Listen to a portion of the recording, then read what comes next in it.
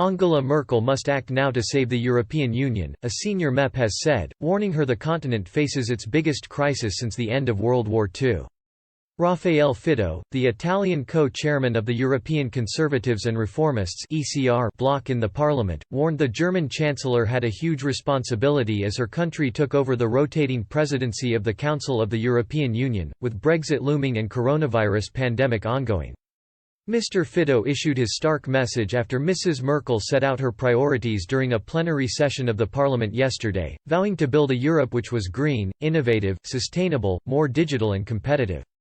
Stressing Mrs. Merkel, who is due to step down as Chancellor next year, could not afford to drag her feet, Mr. Fitto said, Germany is taking over the presidency during the most difficult time in the history of our continent since the Second World War.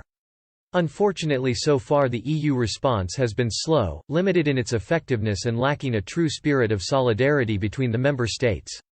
Yesterday the European Commission had been informed of downward revision of growth estimates in Europe, down 8.7% in the euro area, and more than 10% down for France, Spain and Italy, in a clear indication of the impending recession. He added, "Today we have only one certainty, there is no more time, it is time to act." Referring to next week's European Council meeting, at which leaders of the EU 27 will vote on a £670 billion €650 billion package of measures aimed at mitigating the impact of the pandemic, Mr. Fitto said, to reach an agreement next week is a necessity, ensuring that the money reaches citizens and businesses as soon as possible, is a duty.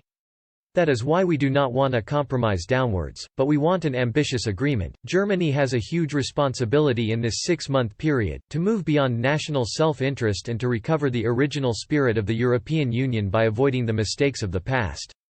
In reference to concerns about the coronavirus proposals voiced by the so-called Frugal Four of Sweden, the Netherlands, Denmark and Austria, all of whom have voiced concerns it could lead to runaway public spending in southern Europe, he said, austerity and conditionality should stop, the economy needs to be revitalized by supporting the companies and sectors most affected through favorable trade policies and by revitalizing the internal market.